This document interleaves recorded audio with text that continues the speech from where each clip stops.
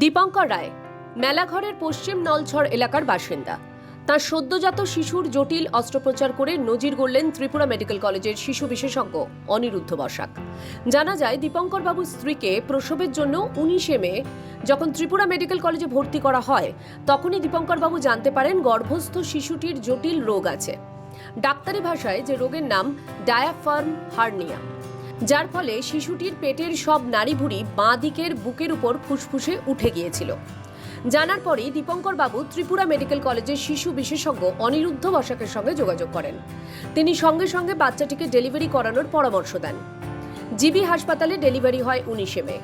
সেদিনই বাচ্চাটিকে জিবি হাসপাতাল থেকে ত্রিপুরা মেডিকেল কলেজ হাসপাতালে পাঠানো হয়। 20 তারিখ সকল পরীক্ষা নিরীক্ষা করার পর শিশু বিশেষজ্ঞ ডক্টর অনিরুদ্ধ বসাক একদিনের শিশুটির জটিল অস্ত্রোপচার করেন। অস্ত্রোপচারের সময় লাগে প্রায় 2 ঘন্টা। তো এই বাচ্চাটা এসেছিলো আমার কাছে মার যখন পিরিয়ড অফ গেস্টেশন 38 উইকস, তখন আমার চেম্বারে এসেছিলো ওই একটা অ্যান্টিনাটাল ইউএসজি নিয়ে। ওইখানে লেখা ছিল যে বাচ্চা নাকি লেফট সাইডে যে ফুসফুস থাকে, থোরাক্সে বুকের মধ্যে যে ফুসফুস থাকে, ওই জায়গায় পুরো পেটে নাইভি সব লেফট সাইডে বাঁ দিকে উঠে গেছিলো। এটা আমরা মেডিকেলি বলি লেফট সাইডের কনজেনিটাল ডায়াফ্রামেটিক হার্নিয়া। তো আমি যথারীতি ওদেরকে বললাম যে যত তাড়াতাড়ি শীঘ্রই বাচ্চাকে বের করতে, না হলে কী হয়, লাংসটা কম্প্রেস হয়ে যায় এবং ওই লাংসটা মানে ফুসফুসটা ঠিক করে গ্রো করতে পারে না। তো সেই মতে ওরা গাইনোকোলজিস্টের সাথে কনসাল্ট করে জিবি হাসপাতালে ডেলিভারি করালো।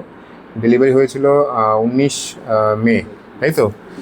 আর ডেলিভারি করার পরেই জিবি হাসপাতাল থেকে গাইনোকোলজিস্ট এখানে পিডিয়াট্রিক সার্জারিতে রেফার করে দিল, কারণ ওখানেও ওরা দেখেছে বাচ্চার কনজেনিটাল ডায়াফ্রামেটিক হার্নিয়া, লেফট সাইডের কনজেনিটাল ডায়াফ্রামেটিক হার্নিয়া। তো আমাদের এখানে হাঁপানিয়া হাসপাতালে যখন এলো বাচ্চা, নেক্সট ডে মানে 20th আমি অপারেশন প্ল্যান করলাম। ও বাচ্চা এসেছিলো 19th-এই। তো 19th আসার পরে স্টেবিলাইজ করার পরে বাচ্চা সব ব্লাড নিয়ে সব কিছু ইনভেস্টিগেট করে এক্সরে করে, তো আমরা নেক্সট ডেতেই 20 তারিখে আমরা অপারেশন করলাম। এই অপারেশনটা খুবই ঝুঁকিপূর্ণ ছিল, কারণ বাচ্চার বয়স মাত্র ছিল ওর 2 দিন। এই বয়সে না লিভার না কিডনি কোনোটাই কিছু ম্যাচিওর হয় না। তো এই অবস্থায় যে অজ্ঞান করে যে এত বড় একটা অপারেশন, পেটের সব নাইভি যেটা আমরা বলি লিভার, স্প্লিন, ক্ষুদ্র নালী, বৃহত্তম নালী, সব কিছু কিন্তু স্টমাক সব কিছু ওর বাঁ দিকেই ছিল, পেটের মধ্যে কিছু ছিল না। তো এটা একটা জন্মগত একটা ত্রুটি। তো এটাকে আমরা অপারেশন টেবিলে সব বাঁ দিকের বুকের মধ্যে, বাঁ দিকের ফুসফুসে এটা ছিল। তো ফুসফুসটা চেপে ছিল আর কি, না ওখানে ছিল না, ওইগুলো সব পেটের মধ্যে থাকার কথা। আর এই বাচ্চার সব কিছু ছিল বুকের মধ্যে, বাঁ দিকের বুকের মধ্যে, ঠিক আছে, বাঁ দিকের ফুসফুসের মধ্যে ছিল।